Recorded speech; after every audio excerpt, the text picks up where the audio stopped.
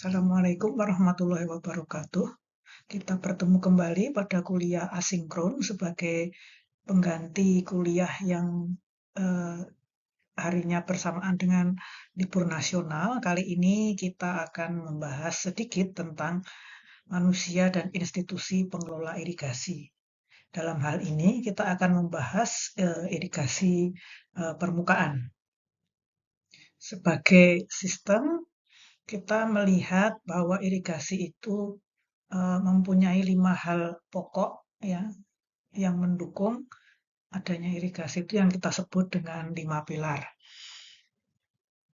Biasanya kalau kita memikirkan apa itu irigasi, biasanya yang terpikir pertama adalah ketersediaan air. Jadi itu yang pertama, eh, pilar pertama dari 5 pilar irigasi itu adalah ketersediaan air. Nah, kemudian air ini dibawa, diambil, didistribusikan, diambil, dibawa, didistribusikan melalui suatu prasarana atau infrastruktur. Nah, ini prasarana ini adalah eh, pilar yang kedua. Kemudian bagaimana eh, pengaliran air itu bisa terjadi dan segala pengaturannya, maka ada tata kelola atau manajemen. Selanjutnya, untuk melaksanakan manajemen ini, ada institusi. Nah, di dalam tata kelola dan institusi, kita didukung atau diisi oleh manusia. Jadi di sini ada 5 hal yang mereka saling terkait. Jadi ada airnya, ada infrastrukturnya atau prasarananya, ada pengaturannya atau tata kelola, kemudian ada organisasi atau institusi yang melakukan pengelolaan, dan ada manusia yang melakukan semua itu. Nah, sistem irigasi ini dilingkupi oleh suatu lingkungan. Jadi ada lingkungan alamiah maupun ada lingkungan strategis. Termasuk di situ ada pembiayaan.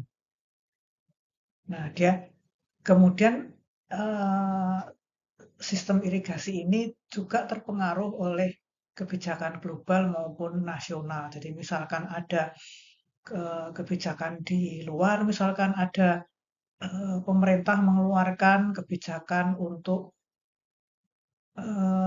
swasembada pangan misalkan, itu akan mempengaruhi bagaimana manusianya bekerja, membuat kebijakan, tata kelolanya seperti apa, institusinya seperti apa, sehingga mereka di dalam sistem irigasi itu saling berpengaruh. Kebijakan misalkan ada impor beras seperti itu, nanti itu juga akan berpengaruh eh, secara apa di dalam sistem irigasi yang dia akan bergerak menyesuaikan. Nah, untuk apa sistem irigasi ini saling berkaitan, saling berhubungan, dia akan menghasilkan air. Nah, airnya ini akan mempengaruhi atau akan menghasilkan produksi pertanian jika dia dimasukkan ke sistem pertanian. Dari sistem produksi pertanian itu, maka akan diharapkan akan tercipta kesejahteraan dan ada ketahanan pangan. Nah, dari 5 pilar ini, kira-kira mana yang paling penting?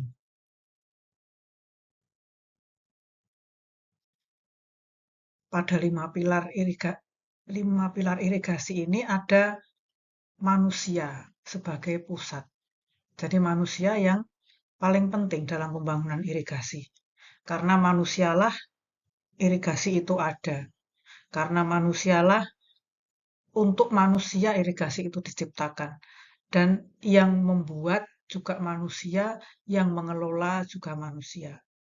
Apa yang dilakukan manusia itu akan mempengaruhi bagaimana ketersediaan air, mempengaruhi infrastrukturnya seperti apa, kemudian pengelolaannya bagaimana, dan manusia itu isinya institusi. Jadi tentu akan berpengaruh pada institusi. Jadi manusia itu akan mempengaruhi semuanya. Nah, kalau kita melihat ini ada gambar yang memperlihatkan perumpamaan dari sistem irigasi di Indonesia.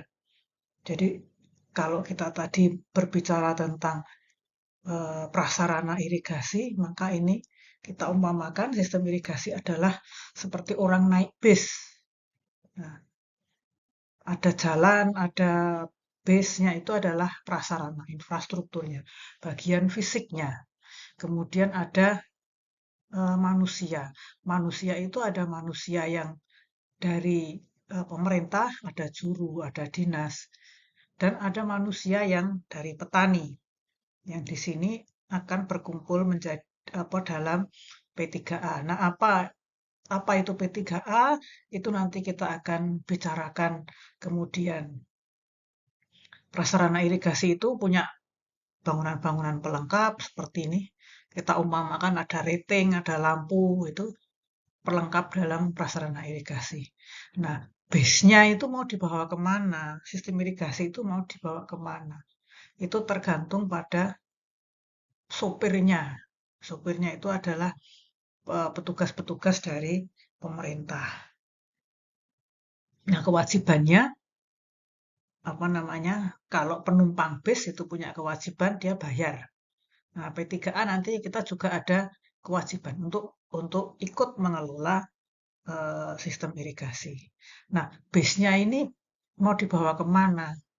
Dia harus mengikuti aturan-aturan yang ada seperti di sini, ada di rambu-rambu lalu lintas. Jadi ada undang-undang, ada PP, meskipun peraturan pemerintah tentang irigasi sampai hari ini belum disahkan, tapi itu harus diikuti. Jadi ada undang-undang sumber daya air, PP tentang irigasi, kemudian ada peraturan menteri, Perda, eh, Pergub, Perbub yang harus diikuti oleh ini. Jadi sopirnya ini tidak boleh melanggar aturan-aturan di sini. Nah, yang mengingatkan untuk apa namanya, jadi undang-undang ini kan diem saja ya, tidak apa berlaku secara umum. Nah, yang mengingatkan aturan, mengingatkan si base ini atas lajunya, atas perjalanannya, itu ada polisi nih, yang itu adalah Komisi Irigasi. Jadi Komisi Irigasi ini bekerjanya atas dasar undang-undang, tapi dia akan mengarahkan bis ini kemana. Ya meskipun Komisi Irigasi sendiri juga ada unsur dari pemerintah maupun dari petani. Nanti kita akan lihat di slide yang berikutnya. Kita akan bicarakan dulu aspek manusia. Ada manusia yang dari petani maupun dari petugas. Manusia dari aspek petani dia punya peran. Dia punya peran untuk merencanakan, mengelola, memelihara jaringan irigasi ya. Jadi dia ikut merencanakan, mengelola, memelihara jaringan irigasi. Tadi pada perumpamaan bis ya sesuai dengan fungsinya sebagai penumpang. Jadi dia petani itu menerima layanan air, tapi dia juga harus turut menjaga keberadaan jaringan irigasi, air dan sebagainya. Nah, petani itu pengguna utama. Jadi dia adalah eh, apa namanya beneficiaries. Jadi yang menerima manfaat. Supaya dia bisa menerima manfaat, dia juga turut menjaga dan memanfaatkan air sesuai dengan kebutuhan. Karena petugas yang dari pemerintah dia tidak akan sampai di tanaman. Kalau pada institusi pemerintah itu ada macam-macam tingkat jabatan ya. Nah, kita lihat saja satu persatu. Ada yang kalau di lapangan ya namanya ada kepala ranting, kadang-kadang disebut pengamat atau UPT, kadang-kadang disebut cabang dinas, kadang-kadang disebut korwil. Ini tergantung pada struktur organisasi kabupaten atau provinsi. Karena sekarang dengan otonomi daerah bisa bisa jadi mereka membuat struktur organisasi yang berbeda. Tapi petugas ini dia mengelola satu unit irigasi yang ukurannya kira-kira 5.000 sampai 7.000 hektar. Ini tidak kaku, setiap eh, setiap daerah punya kebijakannya sendiri. Bisa jadi dia mengelola satu daerah irigasi saja, bisa dia mengelola beberapa daerah irigasi yang jumlahnya itu kira-kira 5.000 sampai 7.000, tapi dia juga bisa mengelola sebagian dari daerah irigasi. Jadi daerah irigasinya besar, melebihi 7.000, ada beberapa kepala ranting atau pengamat di dalam satu daerah irigasi. Tapi kalau daerah irigasinya kecil-kecil, bisa jadi satu kepala ranting atau satu pengamat dia mengelola beberapa daerah irigasi, jadi lebih dari satu. Kemudian di bawahnya kepala ranting atau pengamat atau UPT atau Korwil itu ada namanya juru pengairan dan atau di beberapa tempat disebut mantri pengairan. Jadi tugasnya itu mengelola satu unit irigasi atau beberapa layanan sekunder ya kalau daerah irigasinya besar yang kira-kira ukurannya antara 750 sampai 1.500 hektar. Ini bisa terdiri dari beberapa sekunder, bisa satu sekunder saja, atau bisa beberapa daerah irigasi. Kalau daerah irigasinya kecil-kecil, bisa jadi dia mengelola beberapa daerah irigasi. Kemudian kepala ranting atau pengamat atau UPT atau Korwil ini tidak bekerja sendiri. Secara teknis dia dibantu oleh juru atau mantri, tapi secara administrasi ada staf-staf ranting atau pengamat atau UPT yang bertugas membantu kepala ini. Jadi dia melaksanakan tugas-tugas administrasi, jadi yang bukan teknis pengelolaan. Kemudian ada petugas lagi yang di bawahnya yang lebih operasional, itu ada petugas operasi bendung. Petugas operasi bendung ini lazimnya satu orang satu bendung. Tapi kalau bendungnya itu besar, dia bisa lebih dari satu orang untuk satu bendung. Jadi dia bertugas untuk melakukan operasi seperti buka tutup pintu bendung, kapan membuka pintu yang mana, kapan menutup pintu yang mana dalam kondisi hujan, dalam kondisi banjir, banjir yang ringan, banjir yang berat, dalam kondisi normal, dalam kondisi air dibutuhkan, dia akan melakukan operasi bendung. Di samping dia juga melakukan pemeliharaan seperti membersihkan ya, mengangkat sampah, membersihkan sedimen, membersihkan rumput, kemudian memberikan pelumas, memberikan cat, itu adalah tugas dari petugas operasi bendung. Kemudian ada petugas pintu air atau PPA, biasanya dia mengelola 3 sampai 5 bangunan kontrol. Jadi bisa bangunan bagi, bangunan sadap, atau bangunan bagi sadap. Atau luas layanannya 150 sampai 500 hektar. Jadi ini mana yang lebih sesuai dengan kemampuan satu orang untuk mengerjakan itu. Jadi tugasnya dia mengelola pintu-pintu itu, kapan dibuka, kapan ditutup, seberapa buka tutupnya. Kemudian juga melakukan pemeliharaan di bangunan itu seperti mengecat, kemudian memberikan pelumas, kemudian mungkin membersihkan sampah, membersihkan eh, potong rumput gitu pada bangunan-bangunan itu. Nah, ini adalah eh, apa namanya manusia, orang-orang yang berada di institusi pemerintah yang memang ditugaskan untuk mengelola. Nah, saat ini beberapa waktu terakhir ini kita di dalam eh, pengelolaan irigasi ya dalam pengembangan irigasi tidak menganggap manusia itu sebagai SDM. tidak menganggap sebagai sumber daya manusia, karena sumber daya manusia itu menganggap manusia itu sebagai bagian dari produksi. Nah, di irigasi itu kita mulai, jadi baru beberapa tahun terakhir ini menganggap manusia sebagai manusia seutuhnya. Dia mempunyai kecerdasan, mempunyai kebijakan, mempunyai wisdom ya. Kemudian jadi human capital adalah rangkaian dari knowledge, habits, sosial, dan personality yang membentuk para pelaku utama.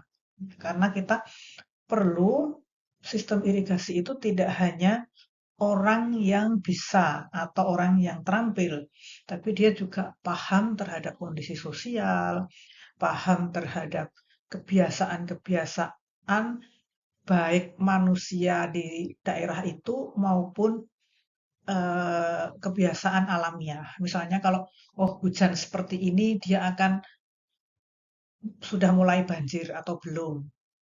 Bagaimana orang-orang di situ akan merespon, misalkan terjadi kekurangan air, misalkan terjadi kebutuhan kebutuhan air yang pas sama-sama besar sedangkan airnya kurang.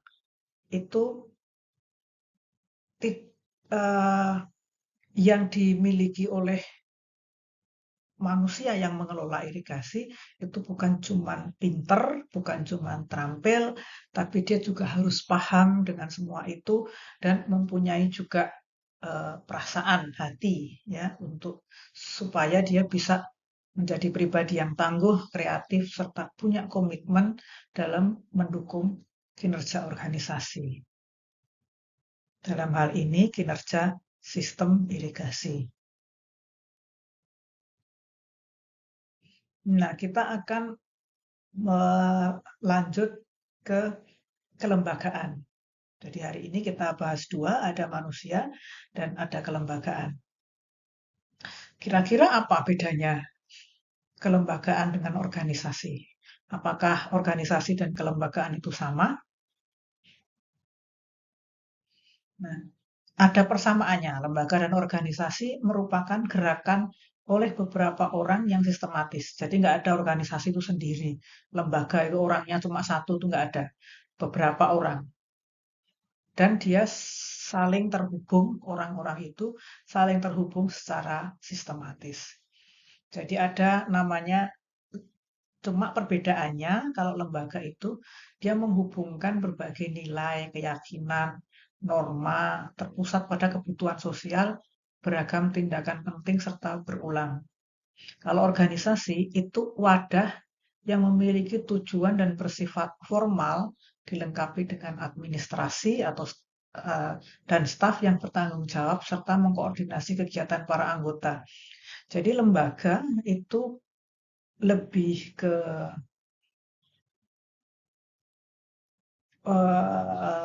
nilai atau keyakinan atau norma, sedangkan organisasi itu formal.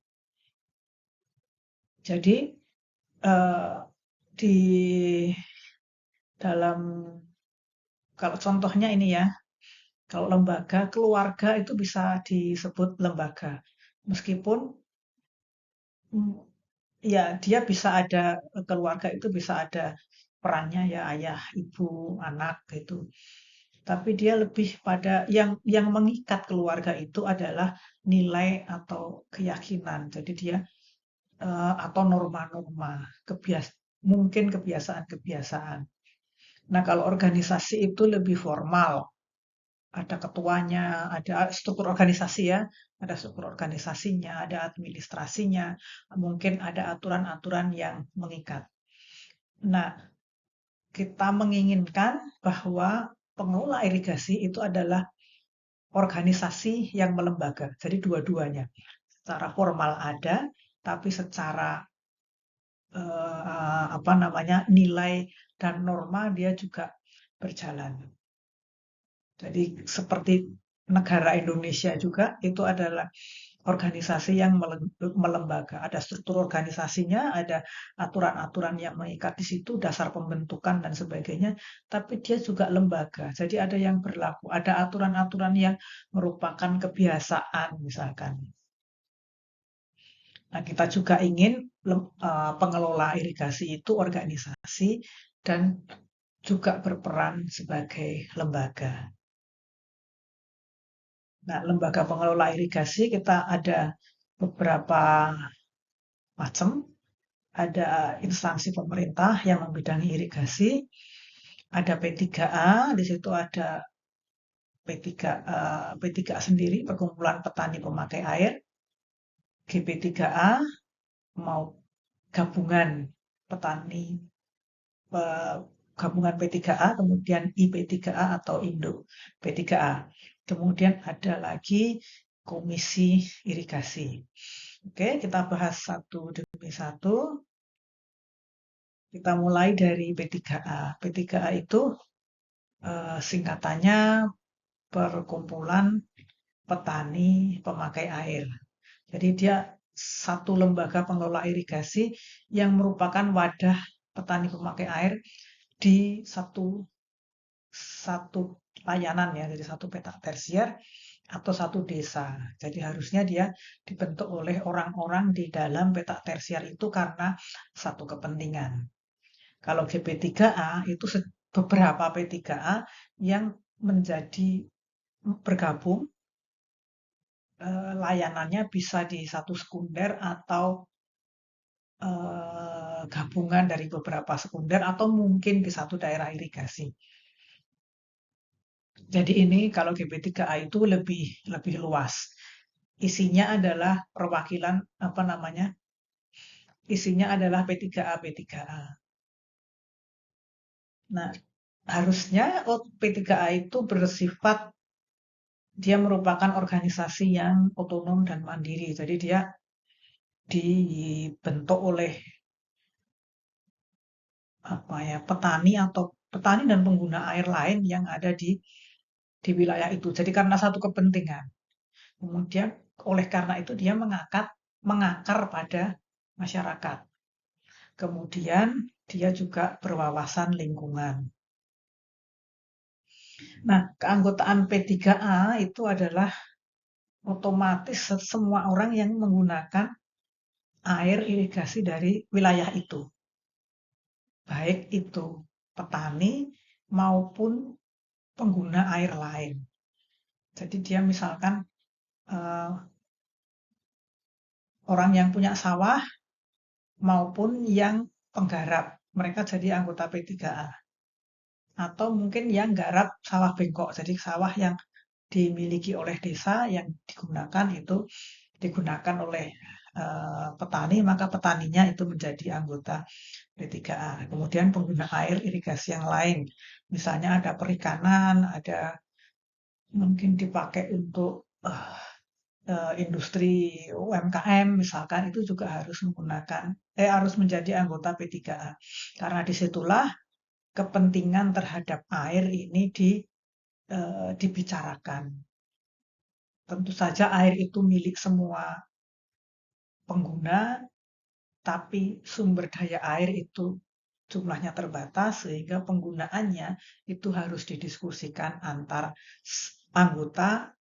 semua orang yang memakai. Nah, P3A jika dia berada di satu sekunder atau beberapa sekunder atau di satu daerah irigasi nanti dilihat seperti apa ukurannya itu akan bergabung menjadi GP3A.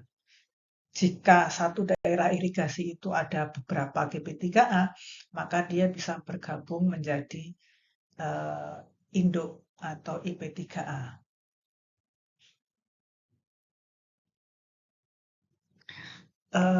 Pada umumnya wilayah kerja P3A itu ada dua macam, ada yang menganut batas hidrologis, ada yang menganut batas administrasi. Jadi kalau batas hidrologis itu membatasi satu P3A itu dalam satu petak tersier, jadi satu yang dilayani oleh satu sadap tersier. Nah, gabungan P3A itu di sekunder dan mungkin juga satu irigasi desa itu satu P3A jika satu sistem atau satu daerah irigasinya itu kecil. Tapi ada juga tempat-tempat yang menganut bahwa satu P3A itu adalah satu desa atau satu dusun. Ini ada, bisa juga seperti itu. Jadi tidak tidak masalah, hanya dia harus declare bahwa oh ini wilayahnya mengikuti desa atau dusun atau mengikuti hidrologis, mengikuti tersier gitu. Karena dalam aliran air satu tersier bisa saja terdiri dari beberapa dusun atau terdiri dari beberapa desa. Oke, kita masuk ke instansi pemerintah. Kalau tadi sudah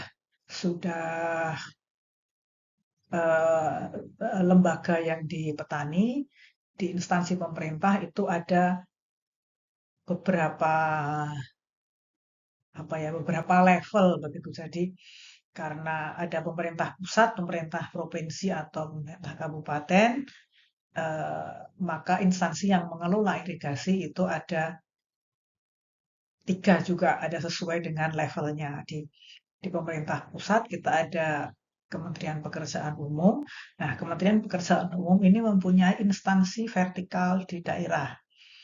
Ada yang namanya Balai Besar Wilayah Sungai, ada yang namanya Balai Wilayah Sungai, tergantung pada ukurannya. Dan kompleksitas permasalahannya juga. Nah, Balai Besar Wilayah Sungai atau Balai Wilayah Sungai ini ada yang sama wilayahnya dengan provinsi, tapi ada yang berbeda. Jadi dia mengikuti satu atau beberapa sungai besar. Kemudian di tingkat provinsi ada dinas yang mengelola sumber daya air, di kabupaten juga ada dinas yang mengelola sumber daya air. Nah, berdasarkan undang-undang tentang pemerintahan daerah, ada namanya sumber daya air atau irigasi, sumber daya air dan khususnya irigasi itu merupakan urusan yang di, di dikelola, urusan yang dilakukan oleh semua level pemerintah dengan pembagian. Jadi sumber daya air dan irigasi itu diurusi oleh pemerintah pusat, pemerintah provinsi atau pemerintah kabupaten tergantung pembagian kewenangannya. Nah, pembagian kewenangannya sebagai berikut.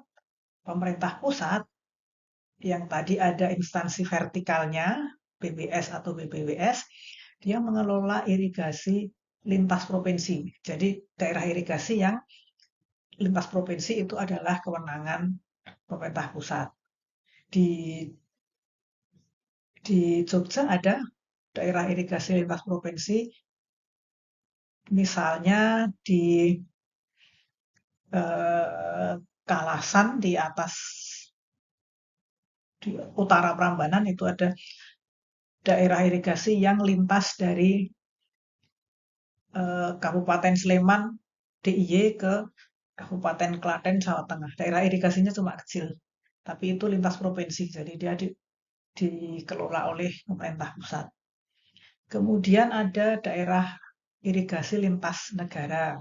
Misalnya di Kalimantan Utara itu ada daerah irigasi yang melintas ke Malaysia, kemudian di NTT itu ada daerah irigasi yang melintas ke Timor Leste. Kemudian ada daerah irigasi yang di di-assign, dinilai sebagai dia strategis nasional. Kemudian daerah irigasi yang besar. Besar itu luas layanannya lebih dari 3.000 hektar. Kalau pemerintah provinsi, dia mengelola daerah irigasi yang sedang. Sedang itu luas layanannya 1.000 sampai 3.000 hektar dan daerah irigasi lintas kabupaten atau kota. Jadi kalau dia lintas kabupaten kota, dia dikelola oleh provinsi. Meskipun ukurannya kurang dari 1.000 hektar. Kalau pemerintah kabupaten, dia mengelola daerah irigasi dengan luas kurang dari 1.000 hektar yang ada di dalam satu kabupaten. Nah, kemudian kita ada komisi irigasi. Tadi kalau Anda ingat di depan ada gambar polisi. Jadi dia adalah diibaratkan komisi irigasi itu diibaratkan seperti polisi yang ada di gambar itu. Jadi dia komisi irigasi itu dibentuk di provinsi maupun kabupaten atau kota. Jadi fungsinya dia merumuskan kebijakan irigasi yang bersifat lokal. Jadi yang ada di provinsi atau di kabupaten itu. Jadi untuk apa namanya, hal-hal untuk mempertahankan dan meningkatkan kondisi dan fungsi irigasi. Kemudian menetapkan rencana tata tanam. Jadi yang berlaku di daerah itu menetapkan rencana tahunan penyediaan air, kemudian menetapkan rencana pembagian dan pemberian air bagi pertanian dan pengguna yang lain. Kemudian dia bisa merekomendasikan prioritas alokasi dana untuk daerah irigasi yang menjadi wewenang atau tanggung jawabnya. Jadi dia fungsinya itu merumuskan kebijakan. Jadi secara lokal di provinsi atau di kabupaten itu dia menetapkan kebijakan-kebijakan seperti itu. Jadi misalkan kita lihat ada apa ya namanya di DIY misalkan itu ada selokan Mataram. Nah, itu pola tanamnya seperti apa? Yang diairi oleh selokan Mataram harusnya bagaimana? Kapan dia mulai menanam? Kapan ada pengeringan? Karena ada satu waktu yang eh, apa namanya? Satu waktu yang jaringan itu harus dikeringkan untuk dilakukan perbaikan pada tahun itu misalkan. Nah, itu harus ada pengeringan. Nah, pengeringannya kan tergantung pada kondisi setempat dan kesepakatan yang dibuat oleh anggota komisi irigasi sesuai dengan kepentingannya. Kita lihat komisi irigasi itu isinya di kabupaten itu ada sekda, ada bapeda, ini perwakilan dari sekda, perwakilan dari bapeda, kemudian perwakilan dari dinas yang membidangi irigasi, perwakilan dari dinas yang membidangi pertanian, dan lain-lain yang terlibat. Kemudian ada perwakilan P3A atau GP3A atau IP3A tergantung wilayahnya, dan jika ada pengguna jaringan irigasi yang lain. Kemudian kalau di provinsi dia ada perwakilan dari sekda, perwakilan dari bapeda, perwakilan dari dinas yang membidangi irigasi, perwakilan dari dinas yang membidangi pertanian, perwakilan dari dinas terkait lain.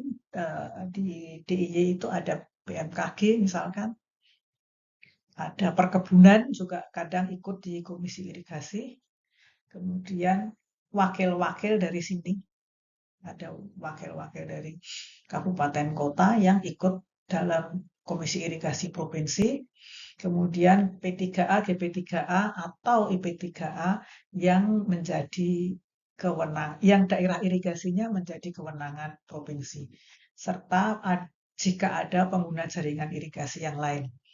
Di DIY misalnya ada PG Madukismo, itu mereka juga kadang hadir dalam rapat komisi irigasi.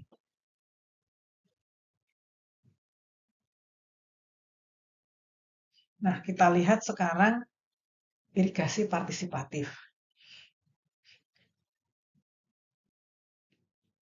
Nah, kita ini bahwa ada pemahaman baru tentang pengelolaan irigasi. Kalau kemarin-kemarin irigasi itu dilakukan dengan pembangunan infrastruktur. Jadi bangun, memperbanyak jaringan irigasi, memperbaiki jaringan irigasi, isinya fisik. Tapi infrastruktur saja Oke, infrastruktur sebagian dari penyelesaian masalah, tapi kalau infrastruktur saja itu tidak bisa menyelesaikan masalah.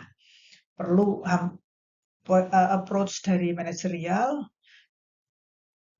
dasarnya adalah manusia dan sosial.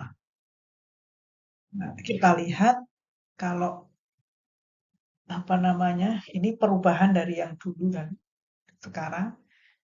Jadi makin lama apa namanya sumber daya yang digunakan oleh infrastruktur itu makin besar, tapi yang digunakan untuk manajemen makin kecil. Nah, kita harus berubah. Infrastruktur kemarin sudah besar-besaran, makin lama yang dikeluarkan untuk infrastruktur makin kecil. Ini untuk pemeliharaan saja, untuk pemeliharaan sama rehab-rehab saja. Jadi makin lama makin kecil. Tapi untuk manajemen, untuk manusia itu harusnya dia semakin lama semakin besar. Karena ini nanti akan mempengaruhi keberlanjutan. Nah, pendekatan manajemen ini bisa dicapai antara lain dengan partisipasi. Jadi, partisipasi dari semuanya, makin banyak stakeholder yang terlibat, makin baik pengguna air maupun pihak-pihak lain yang terlibat dalam irigasi. Nah, petani sebagai pelaku utama dan dia pengguna infrastruktur, dia perlu untuk terlibat dalam semua aktivitas irigasi. Namun, untuk petani bisa berpartisipasi, dia perlu pendampingan. Jadi kita nggak bisa mengharapkan petani itu tiba-tiba ikut berpartisipasi kalau tidak pernah ada pembinaan, nggak pernah ada sosialisasi, nggak pernah ada pendampingan, dibiarin saja. Terus kita mengharapkan petani itu berpartisipasi, itu eh, agak sulit. Nah, jadi perlu ada pendampingan, ada pemberdayaan. Selanjutnya partisipasi ini diharapkan agar petani mempunyai memiliki rasa tanggung jawab dan dia bisa meningkatkan keterampilan, kemampuan eh, dalam apa ya pengelolaan irigasi supaya sistem irigasi ini bisa efisien, efektif, dan sustainable. Demikian kuliah kita kali ini. Terima kasih atas perhatiannya. Silakan Anda selanjutnya mengisi